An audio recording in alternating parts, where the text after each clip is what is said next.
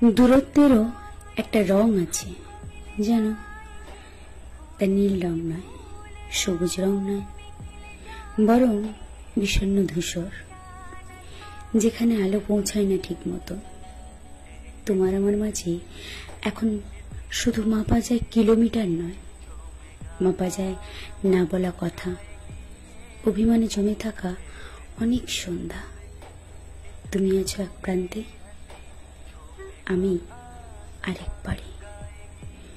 দুজনেই জানি ভালোবাসা হারায় না এত সহজে, তবুও দেখা হয় না, বলা হয় না কিছু।